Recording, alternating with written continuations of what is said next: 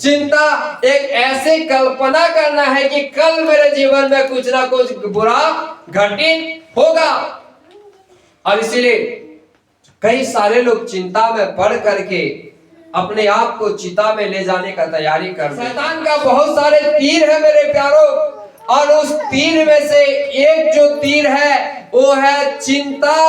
और ये चिंता रूपी तीर जब तक एक परिवार में है, जब तक एक व्यक्ति के जीवन में है, जब तक एक मनुष्य के और कलीसिया में है, कहीं ना कहीं आपको चिंता में पड़ करके प्रभु से अलग करेगा। और चिंता अविश्वास का एक चिन्ह होता है चिंता। हालेलुया, बोलो प्रभु यीशु मसीह की। चिंता अविश्वास का एक चिन्ह होता है। क्या करूं, कैसे करूं, कल का दिन नहीं होगा, एक अविश्वास का चिन्ह है। इसलिए प्रभु के दास ने कहा है कि चिंता कल के दुख को कम नहीं कर सकता है, लेकिन चिंता आज के सुख को कम कर सकता है। हालेलुया। चिंता कल का दिन को बदल नहीं सकता है, लेकिन चिंता आज के आपके जीवन को खत्म कर सकता है। इसीलिए मेरे प्यारों, बाइबल में प्रभु यीशु मसीह ने कहा कल के दिन की चिंता ना करो। कल क्या होने वाला है, कल की तो दूर की बात है, 5 मिनट के बाद में क्या होने वाला है आप और मैं नहीं जानते हैं। थोड़ी समय के बाद में क्या होने वाला है आप और मैं नहीं जानते हैं। इसीलिए बेहतर है आज का दिन ही हमें जो प्रभु दिया है उसकी स्तुति और आराधना करो। हालेलुया। क्योंकि कल का दिन जो भी होगा परमेश्वर हमारे साथ में होगा। हालेलुया। इसीलिए मेरे प्यारों, आज का जो हमारा विषय है, चिंता रूपी जीवन से कैसे विजय पाए। चिंता रूपी जीवन से कैसे विजय पाए की पुस्तक उसका 20 अध्याय हम 30 तक पढ़ेंगे, लेकिन 1-2 धीरे धीरे पढ़ेंगे।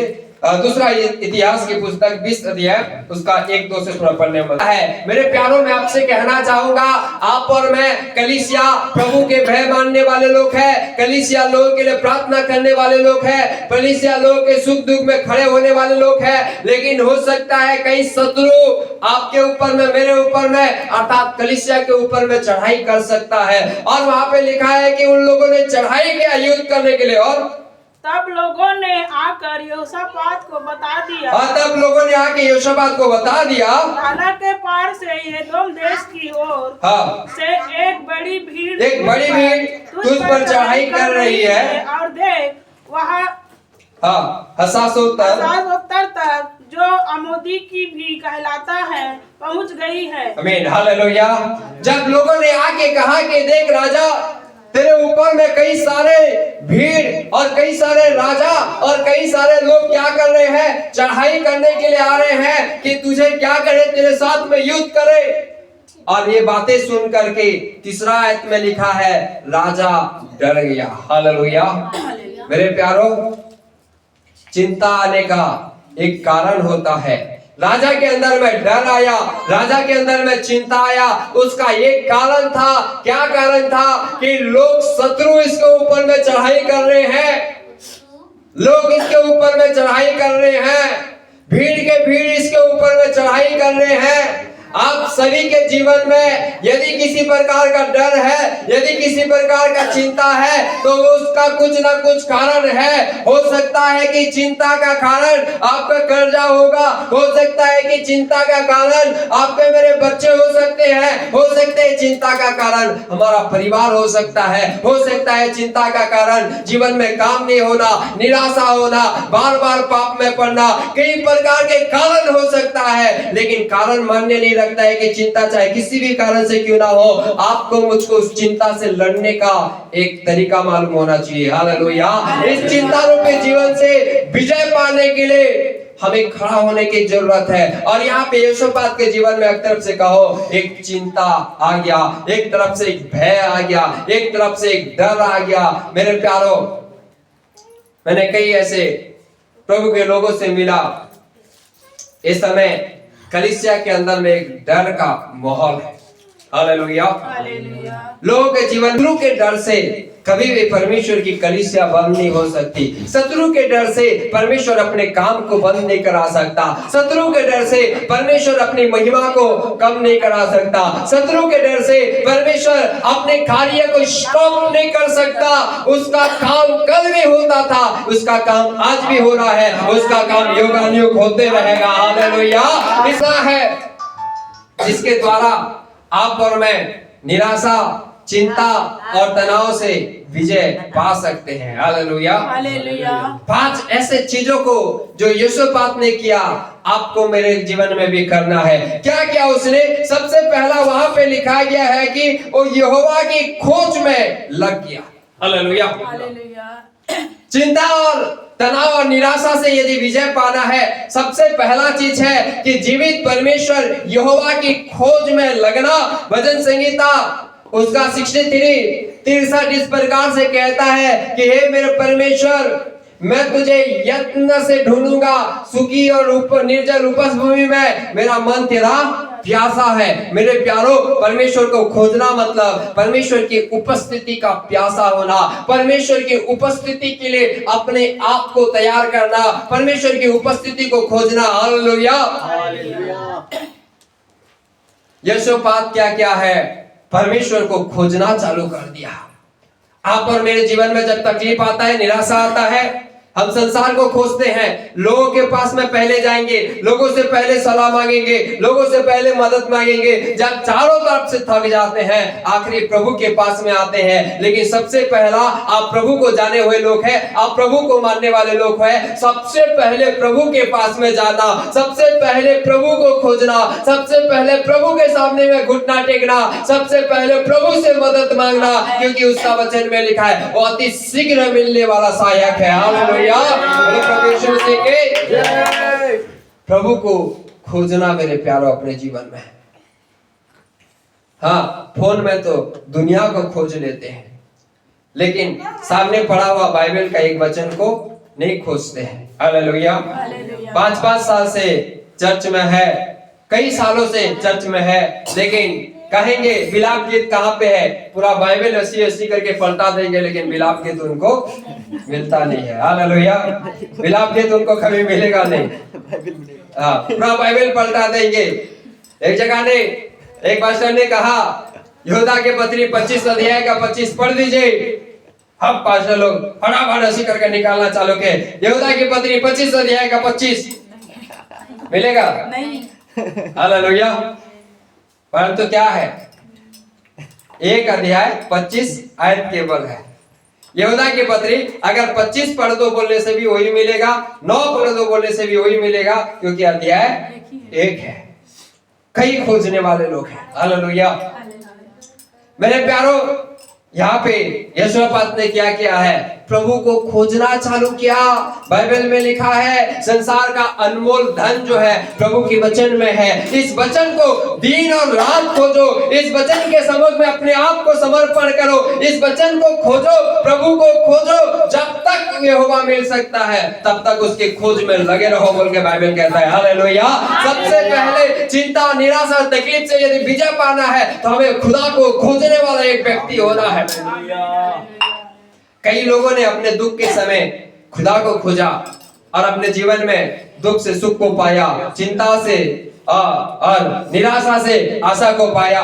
बाइबल में से कई लोगों ने परमेश्वर को खोजा। आपको मालूम है, हन्ना नाम की एक महिला जिसके जीवन में संतान का आशीर्वाद नहीं था, है ना, उसकी और एक क्या बोलते, उनके 2 बीवी थे ना। एक जन के पास में संतान था तो वो आके कहती थी, मेरे पास तो संतान है लेकिन तेरे पास संतान नहीं है।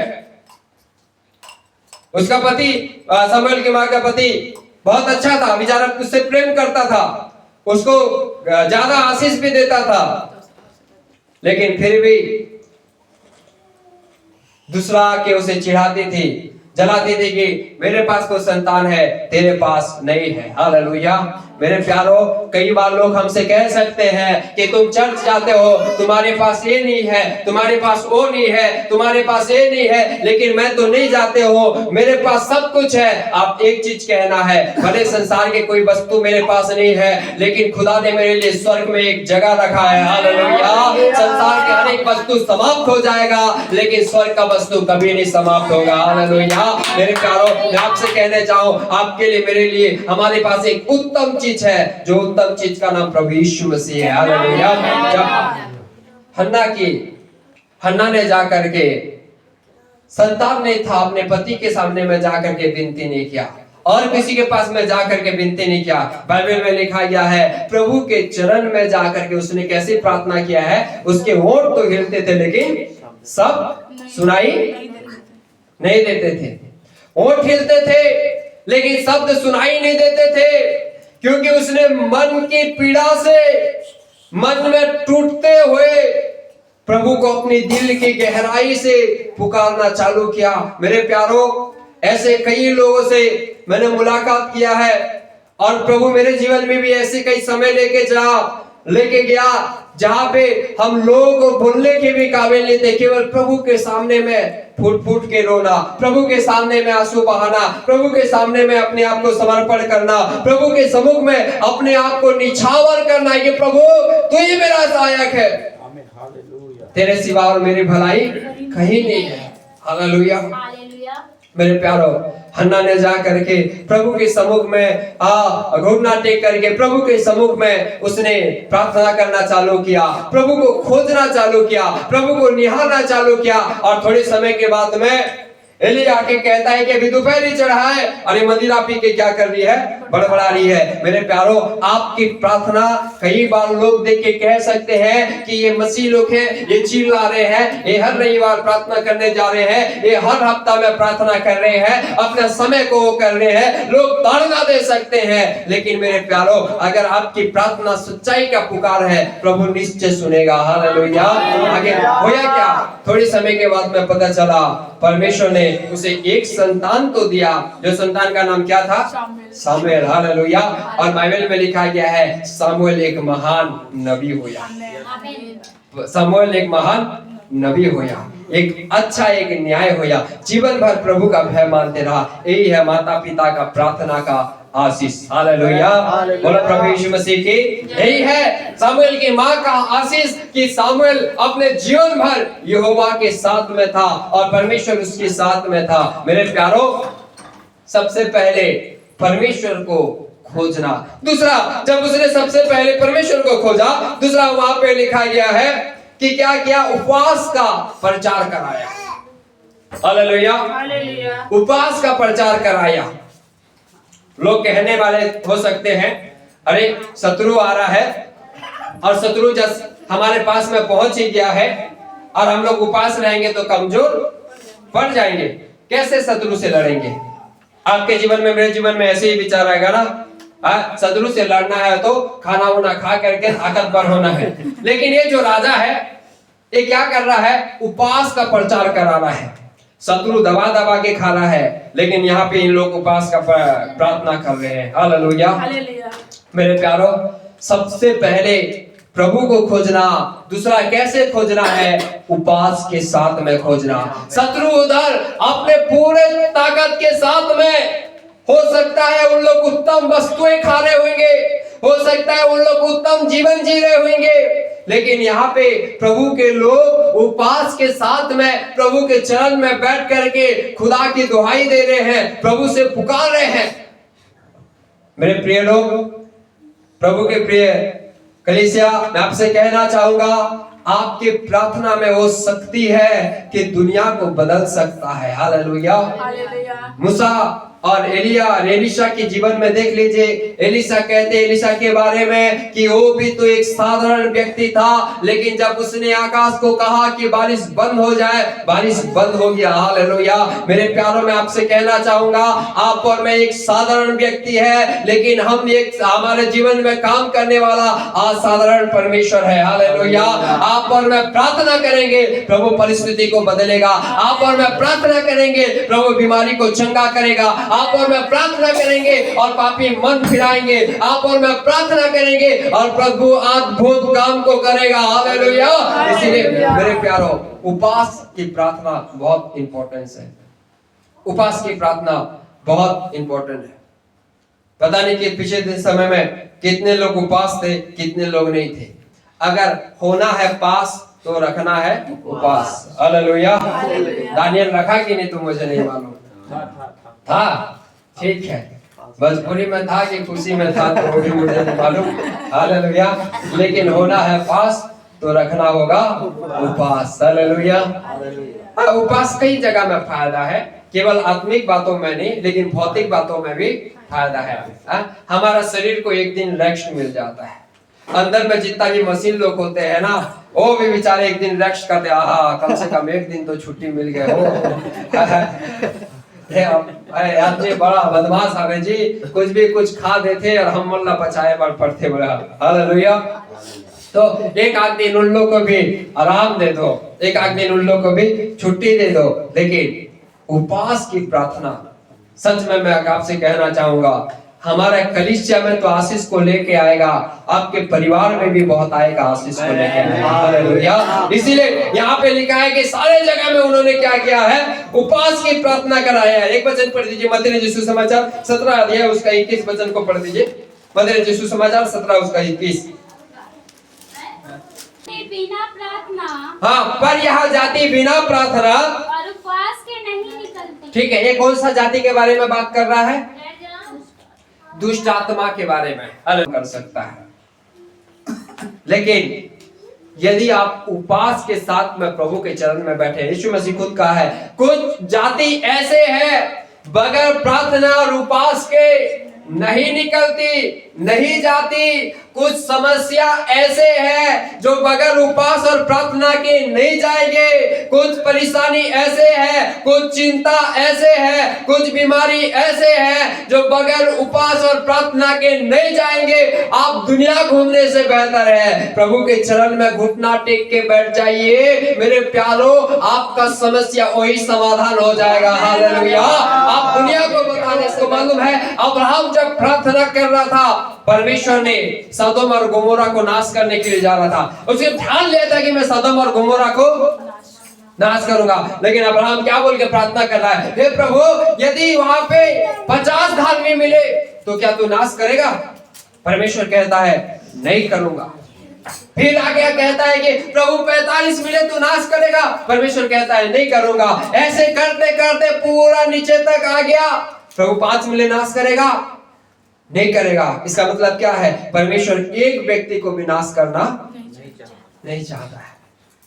अब्राहम के प्रार्थना के वजह से लूत और उसका परिवार उस महाकप संकट से, उस अग्नि से, उस जगह से बचा लिया गया। मेरे प्यारो कलीसिया, यदि आप और मैं प्रार्थना करेंगे, प्रभु कई जगह में नाश करने वाला है। लोगों के पाप के वजह से, बुराई के वजह से जगह जगह में संकट आ रहा है, लेकिन आपकी मेरी प्रार्थना के वजह से प्रभु उनको बचा सकता है। हालेलुया। प्रभु उनको छुड़ा सकता है, परमेश्वर उनकी आत्मा को बचा सकता है। इसीलिए दूसरा बात है, उसने उपवास की प्रार्थना ठहराया। आज कलीसिया में हम भी उपवास की प्रार्थना ठहरा रहे हैं। प्रार्थना करो, प्रभु निश्चय चमत्कार करेगा। हालेलुया।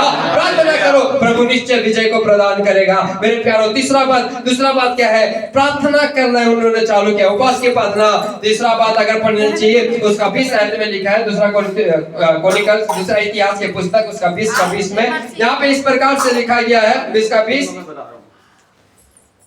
ओके, यहाँ पे ऐसे लिखा है, वे सवेरे उठकर जंगल की ओर निकल गए और वे चलते समय यहोशापात खड़े होकर कहा, हे यहूदियों, हे यरूशलेम के निवासियों, मेरी सुनो, अपने परमेश्वर यहोवा पर विश्वास रखो और तब तुम स्थिर रहोगे। हालेलुया। और उसके लिखे उसके नबियों की प्रतीति करो। मेरे प्यारो, जब इन लोगों ने उपवास रहा, परमेश्वर ने कहा कि कल को तुम उनसे लड़ने के लिए जाना, क्योंकि युद्ध तुम्हारा नहीं है, युद्ध मेरा है। केवल खड़े रहना और परमेश्वर आपके लिए लड़ेगा और अपने बचाव को देखना बोल के परमेश्वर ने कहा। हालेलुया।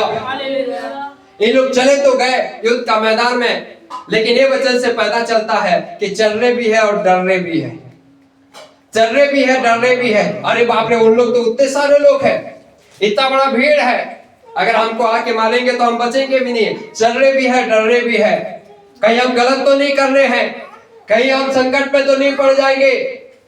मेरे प्यारों, चिंता कई बार डर को पैदा करता है। चिंता आपका विश्वास की अविश्वास का एक चिन्ह है। लोग के जीवन में चल रहे तो है लेकिन डर है। कई बार लोग विश्वास में चल रहे तो है लेकिन डर है कि हम सफल होंगे कि नहीं, हम आशीषित होंगे कि नहीं। हम कई लोगों को तो इतना भी डर है, हम विश्वास तो करते हैं लेकिन नरक में चले जाएंगे बोल के। मेरे प्यारों, यहाँ पे लोग चल रहे हैं लेकिन डर रहे हैं। प्रभु के दास यहोशापात कहता है और राजा यहोशापात कहता है कि तुम अपने परमेश्वर पर क्या करो, विश्वास करो। तीसरा जो बात है मेरे प्यारों, चिंता रूपी जीवन से विजय पाने के लिए प्रभु के ऊपर में विश्वास करना पड़ेगा, प्रभु के ऊपर में भरोसा करना पड़ेगा। किसी ने इस प्रकार से कहा है, एक छोटा सा बच्चा को ऐसी करके पकड़ के ऐसी करके फेंको तो बच्चा रोता है कि हंसता है? हालेलुया। क्यों हंसता है? उसे तो डर लगना चाहिए। ऐसे करके फेंकते हैं तो हाँ, समझ नहीं रहता। पहला चीज तो गिर जाऊं बोल के, और साथ ही साथ अगर उनके मम्मी पापा ऐसे करके फेंके तो बच्चा हंसेगा, लेकिन दूसरा कोई ऐसी अगर पकड़ भी लिए तो बच्चा रोएगा। इसका मतलब ये है, उसे भरोसा है मेरा माँ, मेरा पिताजी, मेरा चाचा, मामा, काका, कोई भी क्यों ना हो, जो मुझे फेंक रहा है मुझे कभी गिरने नहीं देगा। हालेलुया। मेरे प्यारों, प्रभु जब आपको उछालता है, आप घबराना नहीं है, प्रभु पर विश्वास रखना है, क्योंकि जय प्रभु की ओर से मिलती है। हालेलुया। इसीलिए मेरे प्यारों, तीसरा बात जो है, हमें प्रभु पर भरोसा करना है। हर परिस्थिति में, हर बातों में अगर प्रभु कहा है कि मैं तुम्हारे लिए करूंगा तो परमेश्वर निश्चय करेगा।